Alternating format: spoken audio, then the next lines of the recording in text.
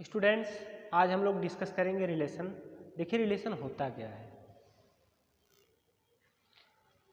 Late A and B two non empty sets, then R is said to be a relation from A to B if R is subset of A cross B। अब देखो A cross B क्या है, A cross B Cartesian product है हमारा A और B का। तो कह रहे हैं कि R कोई A से B में रिलेशन होगा अगर R क्या A क्रॉस B का सबसेट हो। तो R जो है A क्रॉस B का सबसेट होगा। अब R जो A क्रॉस B का सबसेट होगा तो रिलेशन होगा, और A क्रॉस B के कितने सबसेट्स होंगे ऐसे, जैसे A क्रॉस B के बहुत सारे सबसेट्स होंगे तो वो क्या बन जाएंगे, रिलेशन बनेंगे वहाँ पे। अब देखो हम मान लो, अगर हम कह रहे हैं कि A मान लो हमारे पास A में है और क्या है B में बिलोंग कर रहा है, तो फिर क्या जाएगा, देन जो है रिलेशन R को हम क्या लिख सकते हैं, A कॉमा B। अब देखो यहाँ पे क्या है, ये जो है ये बताएगा कि R जो है A is related to B, है ना। यहाँ पे A क्या कर रहे हैं, R के थ्रू B से रिलेट कर रहे हैं। तो यहाँ पे जो हमारा रिलेशन हो गया कि यहाँ A comma B belongs to R, या इसको ऐसे भी लिख सकते हो आप, A रिलेटेड टू B। तो यहाँ पे A और B आपस में रिलेट कर रहे हैं, तो इस तरह से जो हमारा ये रिलेशन बन जाएगा। अब we know that a relation in a set A, अब देखो is subset of A cross A। देखो हमको पता है कि किसी भी सेट A में जो रिलेशन होता है A क्रॉस A का सबसेट होता है। तो देखो जब A क्रॉस A का सबसेट होता है तो इसमें आपको देखने को मिलेगा कि जो है दो सबसेट्स है ना, जो टू सबसेट्स आपके पास हैं, subsets phi and A cross A।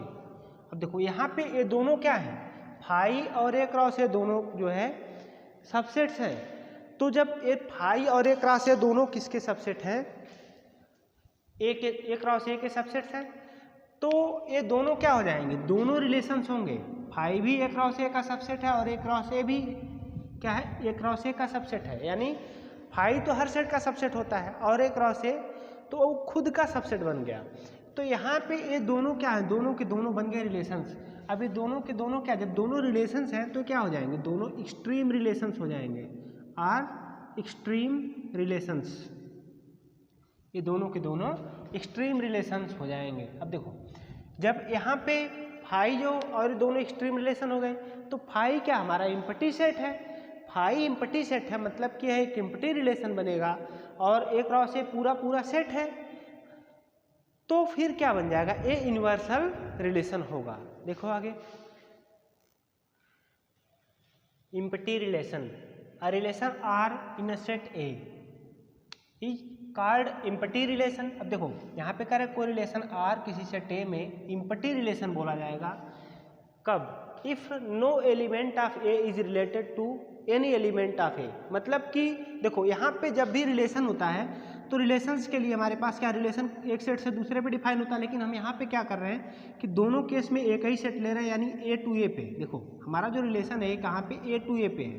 तो जब ए से ए पे रिलेशन है तो हम बात कर रहे हैं कि मतलब इस सेट ए का कोई भी एलिमेंट सेट बी के दूसरे एलिमेंट से रिलेट न कर रहा हो।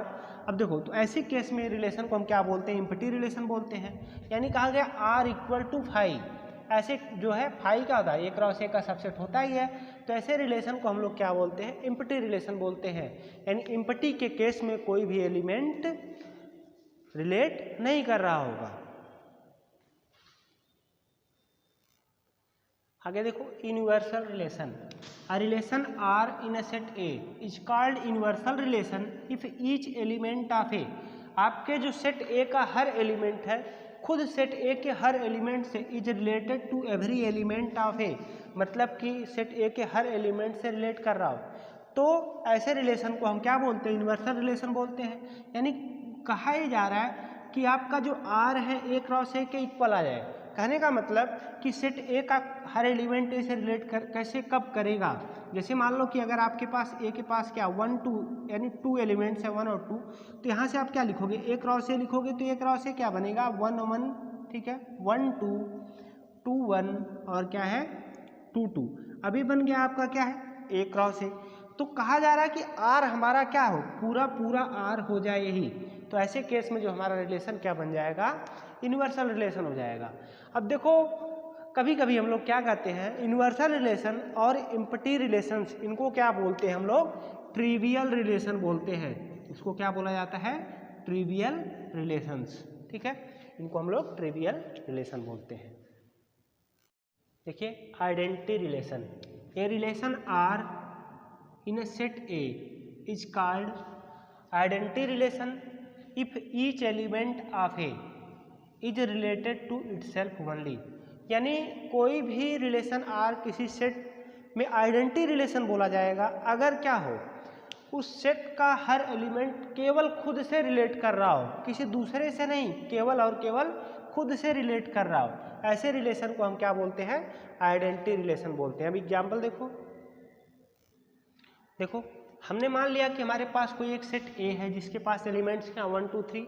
अगर हम इसके हेल्प से इसका Cartesian product A cross A लिखना चाहें तो A क्रॉस A देखो लिखने का एक तरीका होता है। ऐसे सिस्टमेटिक वे में हम क्या करें, एक स्क्वायर बना के लिखते हैं। देखो ये हमने क्या किया 1 2 3 और 1 2 3। अब देखो 1 का 1 के साथ 1 1 1 2 1 3, फिर 2 1 2 2 2 3 3 1 3 2 3 3, ऐसे हमने क्या कर दिया, लिख दिया। अब जैसे यहाँ पे हम एग्जाम्पल्स में हमने कुछ रिलेशंस ले लिए, रिलेशन ए 2 3 4 रिलेशन ले लिया हमने। अब रिलेशन में क्या बताया गया, रिलेशन आइडेंटिटी कब होगा, if each element of A, यानी ए का हर element related to itself only, खुद से रिलेट कर रहा हो। अब देखो जो फर्स्ट रिलेशन हमारा है, हम बात करें यहाँ 1 1 से रिलेट कर रहा है, 2 2 से रिलेट कर रहा है, लेकिन 3 है क्या इसमें, क्योंकि बोला गया है कि हमारे सेट का हर एलिमेंट, अब इसमें एक एलिमेंट 3 भी है जो 3 का यहाँ 3 से रिलेट नहीं कर रहा है, तो इसका मतलब ये रिलेशन हमारा आइडेंटिटी रिलेशन नहीं है। अच्छा इसको देखते हैं हम, यहाँ पे देखो 1 1 मिला, 2 2 मिला, 3 3 मिला, है ना, यानी कह रहा है कि हर एलिमेंट 1 भी रिलेट कर रहा है, यहाँ देखो 2 भी हो गया, 3 भी हो गया, हर एलिमेंट रिलेट कर रहा है, मतलब ये रिलेशन हमारा क्या बन गया, ये आइडेंटिटी रिलेशन हो गया। आगे देखो इसकी बात करें अगर हम 1 1 2 2 3 3, अब यहाँ पे क्या गया 1 3, है ना, सिर्फ यहाँ पे क्या गया इटसेल्फ ओनली, यानी जो एलिमेंट्स सिर्फ और सिर्फ खुद से रिलेट कर रहे होंगे, ऐसे एलिमेंट्स, ऐसे रिलेशन को हम क्या बोलते हैं, आइडेंटिटी रिलेशन बोलेंगे। यहाँ पे 1 3 आ जा रहा है जो कि खुद से रिलेट नहीं कर रहा है, तो रिलेशन हमारा क्या होगा, आइडेंटिटी नहीं होगा, यानी ये रिलेशन आइडेंटिटी नहीं है। अच्छा यहाँ देखो 5 R3 या R4 मान लो, हमने इसको अलग अलग नाम दे दिया था, बस ऐसे अलग अलग डिफर करने के लिए नाम दिया और कुछ नहीं। यहाँ देखो R4, अब R4 में अगर आप देखो तो R4 हमने क्या कहा 5, यानी हमने इम्पटी रिलेशन ले लिया। अभी हमने पढ़ा था इम्पटी रिलेशन और क्या है, यूनिवर्सल रिलेशन। तो देखो यहाँ पे क्या है, इम्पटी रिलेशन, अब इसके पास तो कोई एलिमेंट ही नहीं है, कोई एलिमेंट रिलेट नहीं कर रहा, तो ऐसे केस में क्या होगा, ये रिलेशन हमारा इम्पटी रिलेशन, जो आइडेंटिटी रिलेशन नहीं होगा। फिर देखो A क्रॉस A, अब यहाँ A क्रॉस A की बात की जाए तो A क्रॉस A के लिए देखो A क्रॉस A तो पूरा पूरा बन गया, यानी A क्रॉस A लिखोगे तो आपके पास क्या जाएगा 1 1 1 2 1 3, ऐसे देखो जितने एलिमेंट्स हैं सभी के सभी एलिमेंट्स तो A क्रॉस A में आ रहे हैं। इसका मतलब सोचो कि यहाँ पे जब एक एलिमेंट एक्स्ट्रा होने पर आइडेंटिटी नहीं हुआ, तो इसमें तो 3 1 आ गया, 3 2 आ गया, 2 3 आ गया, 2 1 आ गया, 1 2 1 3 सभी आ जा रहे हैं, तो ऐसे केस में हमारा रिलेशन क्या होगा, आइडेंटिटी रिलेशन नहीं होगा। आगे देखो reflexive relation, a relation R in a set A is called reflexive relation if each element of A is related to itself, यानी ए का हर एलिमेंट क्या कर रहा हो, खुद से रिलेट कर रहा हो, है ना, ऐसे केस में रिलेशन क्या होगा, हमारा रिफ्लेक्सिव होगा। अब कोई एग्जाम्पल, मान लो हमने कोई एक सेट ए लिया जिसके पास एलिमेंट्स क्या 1 2 3, अब इसके लिए हमने कार्टेशियन प्रोडक्ट क्या ले लिया, ये कार्टेशियन प्रोडक्ट हमारा है। अब एक कार्टेशियन प्रोडक्ट जैसे आप सोचोगे कि डायरेक्ट कैसे के लिख रहे हैं, देखो यही चीज़ तो है कि अगर देखें 1 1 1 2, जैसे क्या करते हो आप, एक बार 1 का 1 के साथ, फिर 1 का 2 के साथ, 1 का 3 के साथ, ऐसे तो बारी बारी से आप देखोगे तो सारा एलिमेंट ही आएगा, बस हमने इसको एक सिस्टम के तहत डायरेक्ट लिख दिया कि कार्टेशियन प्रोडक्ट हमारा ए आ गया, ठीक है। अब हमने कुछ रिलेशंस यहाँ पे लिए हुए हैं, देखते हैं क्या रिफ्लेक्सिव है कि नहीं।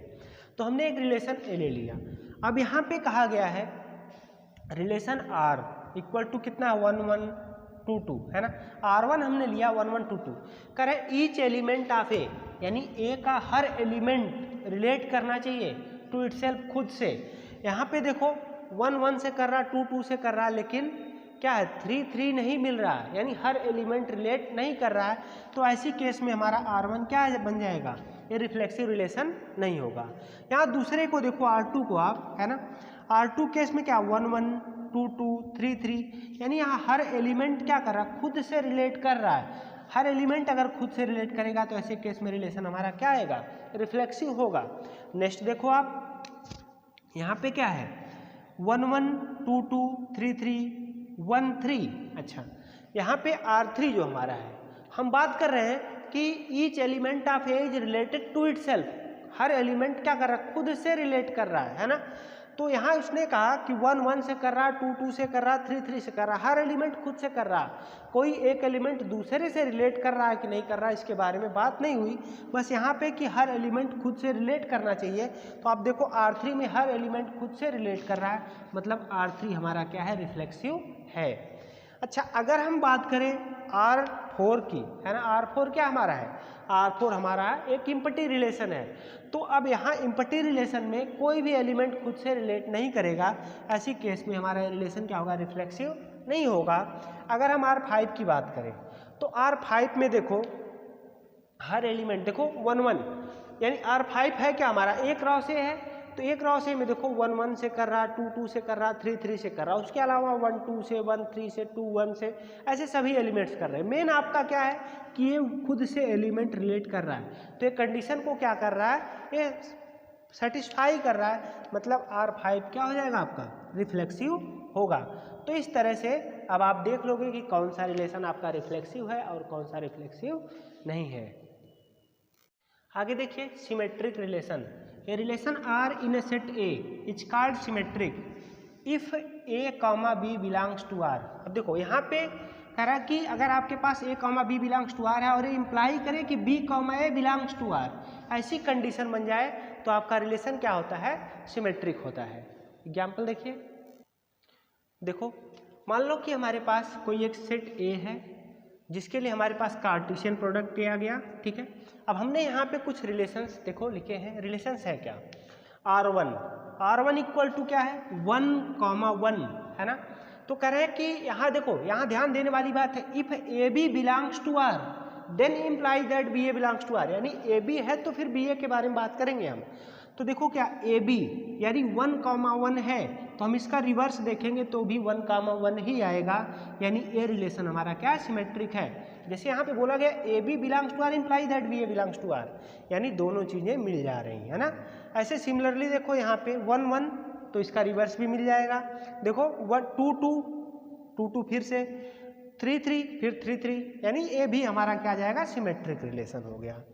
यहाँ पे देखो R3 क्या है 1 2, तो क्या आपके पास कहीं 2 1 दिख रहा है, नहीं दिख रहा। तो अगर ऐसा नहीं है तो ये रिलेशन हमारा क्या आ जाएगा, सिमेट्रिक नहीं होगा, है ना। देखो 1 2 है, 2 1 नहीं है, 1 3 है, 3 1 नहीं है, तो रिलेशन क्या होगा हमारा, सिमेट्रिक नहीं होगा। फिर देखो R4 क्या है 1 2 2 1, है ना, 1 2 मिला, उसका रिवर्स भी मिल गया 2 1 2 1 1 2, तो ऐसे केस में जो है दोनों चीज़ें मिल रही हैं, यानी R4 हमारा क्या सिमेट्रिक है। अब यहाँ पे देखो 1 1 तो हो जा रहा है, 2 2 यहाँ पे भी देखो सिमेट्रिक की कंडीशन फॉलो हो रही है, क्योंकि आप 2 2 जब भी करोगे तो 2 2 ही उसका रिवर्स आएगा। आगे देखो 2 3, अब 2 3 के लिए क्या है 2 3 तो इसका रिवर्स आपको यानी 3 2 नहीं मिल रहा है ना, यानी आपके पास AB तो मिल रहा है लेकिन BA नहीं मिल रहा, तो ये रिलेशन हमारा क्या आएगा, सिमेट्रिक नहीं होगा। अब आगे देखो आप R जो है ये R6 जो हमने लिया है, यानी 5 क्या हमारा सिमेट्रिक होगा कि नहीं होगा। तो कह रहे हैं if AB belongs to R imply that BA belongs to R। अब देखो तो AB जो है हमारे पास है ही नहीं यहाँ, कर अगर AB है तब हम BA देखेंगे, तो AB है नहीं तो हम क्या करेंगे, देखेंगे कि 5 है, इम्पटी है, तो जो रिलेशन हमारा है ये क्या बन जाएगा, ये हमारा रिलेशन इम्पटी जो है एक सिमेट्रिक रिलेशन होगा, क्योंकि आपके पास AB मिल ही नहीं रहा, तो हम BA के बारे में कोई बात नहीं कर पाएंगे। फिर देखो R7 जो रिलेशन हमने लिखा है, यानी आपका एक रॉ से, तो एक रॉ से में देखो अगर आप 2 1 लेते हो तो 1 2, 1 3 लोगे 3 1, 3 2 ले रहे हो 2 3। हर एलिमेंट का आपको क्या कर रहे हो, देखो आपको उसका अपोजिट एलिमेंट मिल जा रहा है इस तरह से, तो एक राशि भी क्या आ जाएगा हमारा सिमेट्रिक रिलेशन हो जाएगा। देखो transitive relation, a relation R in a set A is called transitive if A comma B belongs to R and B comma C belongs to R. देखो ये दोनों मिले, this imply that A C belongs to R, यानी A B belongs to R and B C belongs to R, then imply that क्या A C belongs to R. अगर ऐसी condition को follow करता है तो रिलेशन क्या आ जाएगा हमारा ट्रांजिटिव हो जाएगा। अब देखो एग्जाम्पल के लिए हमने लिया हुआ है, हमारा सेट ए है जिसके पास एलिमेंट 1 2 3 है। अब हमने एक रिलेशन ले लिया 1 1 है ना, तो देखो R1 जो है ये 1 1 वाला, तो हम कह रहे हैं कि 1 कहाँ जा रहा है, 1 1 पे गया है ना, तो 1 1 पे, तो फिर उसके बाद यानी एक ही पेयर मिला हमारे पास, दूसरा पेयर नहीं मिल रहा है ना, यानी सिर्फ एक पेयर मिला। अब यहाँ कहा जा रहा है कि ए बी मिले और बी सी मिले, तब हम कहेंगे ए सी बिलोंग्स टू आर। ऐसे केस में रिलेशन क्या होता है ट्रांजिटिव होता है। तो यहाँ पे एक ही पेयर मिला, दूसरा मिल नहीं रहा, यानी ये रिलेशन हमारा क्या हो जाएगा ट्रांजिटिव हो जाएगा। सिमिलरली R2 देखो 1 1 है, फिर 2 2 है, 3 3, यानी आपके पास सिर्फ ए बी मिल रहा, बी सी नहीं मिल रहा है ना। तो आप जब ए बी मिल रहा बी सी नहीं मिल रहा तो हम ए सी के बारे में नहीं सोचेंगे है ना, हम डायरेक्ट ऐसे देख लेंगे सिर्फ ए बी है तो हमारे पास ये रिलेशन भी क्या हो जाएगा हमारा ट्रांजिटिव हो जाएगा। यहाँ पे देखो ये क्या है 1 2 1 2, इसके बाद आगे कुछ नहीं मिल रहा 1 3 है ना, यानी यहाँ पे भी सिर्फ ए बी और ए बी ही मिल रहे हैं, तो रिलेशन हमारा क्या हो जाएगा ट्रांजिटिव रिलेशन होगा। यहाँ देखो है क्या, ये हमारे पास है 1 2 2 1, यानी आप कहाँ गए 1 से 2 पे गए और फिर कहाँ गए 2 से 1 पे गए। अब आपको क्या चाहिए 1 से 2 2 से 1, यानी आपको 1 1 चाहिए, तो क्या आपके इस पेयर में है कहीं 1 1 नहीं है, यानी आप कहाँ गए ए से बी गए है ना, आप कहाँ गए ए से बी और बी से सी, यानी जो आपका रिलेशन कंडीशन क्या ए से बी और बी से सी, तो डायरेक्ट अगर आपके पास फिर ए से सी मिलने लगे तो रिलेशन क्या होता है ट्रांजिटिव होता है। तो यहाँ पे 1 से 2 2 से 1 लेकिन 1 1 नहीं है, तो ऐसे केस में हमारा रिलेशन क्या होगा ये ट्रांजिटिव नहीं होगा। ठीक है, इसके आगे देखो हमने एक रिलेशन ले लिया 1 1 2 2 है ना 2 3। अच्छा अब यहाँ पे देखो 1 से 1, फिर यहाँ से 1 से 2 नहीं जा रहे, 1 से 3 नहीं जा रहे, यानी ये तो हमारा ट्रांजिटिविटी की कंडीशन को होल्ड कर रहा है। अब देखो यहाँ पे क्या 1 2 से 2 और 2 से 3, तो देखो 2 से 2 और फिर क्या 2 से 3, यानी आपके पास क्या आना चाहिए 2 से 3, तो देखो क्या आपके उसमें 2 3 पेयर है, तो देखो 2 से 2 2 से 3, अब आपके पास पेयर क्या मिल गया 2 3 मिल जा रहा है। तो ऐसे केस में जो हमारा रिलेशन है क्या है रिलेशन R5 हमारा ट्रांजिटिव रिलेशन है। ठीक है, R6 देखो आप R6 में क्या 1 3, यानी सिर्फ और सिर्फ आपके पास क्या ए बी है, बी सी है ही नहीं। अगर बी सी नहीं होगा तो हम ए सी के बारे में नहीं सोचेंगे, सिर्फ हमारे पास ए बी है तो बी सी है नहीं, यानी हमारा रिलेशन है R6 क्या है ये ट्रांजिटिव है। अच्छा 5 की बात करेंगे तो यहाँ पे कहा गया if A B and B C दोनों आर में हो तो आप ए सी के बारे में देखोगे, तो यहाँ पे हमारे पास कोई नहीं मिल रहा, मतलब जब आपके पास आप दोनों होंगे तब तो आप ए सी को सर्च करोगे है कि नहीं है, तो ऐसा कुछ नहीं, मतलब रिलेशन हमारा है क्या आ जाएगा ट्रांजिटिव होगा। और एक राशि में तो आप देखोगे कि आप देखो 2 से 1 फिर 1 से 2 यानी 2 2 मिल गया, फिर देखो 3 से 1 1 से 3 तो आ जाएगा 3 3 मिल गया, यानी हर आपको हर जो एलिमेंट है मिल जाएगा यहाँ पे, यानी एक राशि हमारा क्या हो जाएगा ट्रांजिटिव हो जाएगा। एक और रिलेशन देखते हैं हम आर। अब आर हमारे पास क्या 1 1 है ना, 1 से 2, देखो अब आप कह रहे हो कि 1 से 1 और फिर क्या है 1 से 2, यानी आपके पास क्या आना चाहिए 1 2, तो देखो 1 2 आपके इस ऑर्डर्ड पेयर में है। अच्छा फिर हम आगे देखते हैं, अगर हम कहें 1 से 2 इसको देखें तो आपके पास इस पेयर के लिए क्या है, आपके पास ए 1 से 2 है और क्या है 2 से 1 है, 1 से 2 और 2 से 1, तो आपके पास क्या आना चाहिए 1 1 आना चाहिए, 1 1 भी है ना। ऐसी कंडीशंस तो होल्ड हो गई, लेकिन आगे अगर हम क्या करें, अगर हमें देखें कि इस ऑर्डर्ड पेयर को अगर हम पहले सोचें यानी 2 से 1, ठीक है 2 से 1 पे गए तो 1 से कहाँ जा रहे हैं 2 से 1, फिर 1 से कहाँ पे चले गए 2 से 2 2 है क्या यहाँ पे, यहाँ पे 2 2 नहीं है। तो यहाँ पे देखो और सारी कंडीशंस तो फॉलो हो रही है, लेकिन अगर हम इस ऑर्डर्ड पेयर को पहले ले ले रहे हैं और इसको बाद में देखें, यानी 2 से 1 फिर 1 से 2, 2 2 नहीं मिल रहा, तो ये रिलेशन हमारा क्या होगा, ट्रांजिटिव नहीं होगा। यानी अब अगर इस रिलेशन को हम देखना चाहें कि ट्रांजिटिव होगा, तो ट्रांजिटिव कब आएगा, अगर हमारे पास क्या आ जाए 1 1 आ जाए, 2 2 आ जाए, फिर क्या है 1 2 और क्या है 2 1, इतनी सारी चीज़ें अगर एक साथ होंगी तो ये हमारा रिलेशन क्या आएगा, ट्रांजिटिव होगा। तो इस तरह से जो है ट्रांजिटिव रिलेशन क्या होता है आपको समझ में आ गया होगा। तो हम बात करेंगे इक्विवेलेंस रिलेशन की।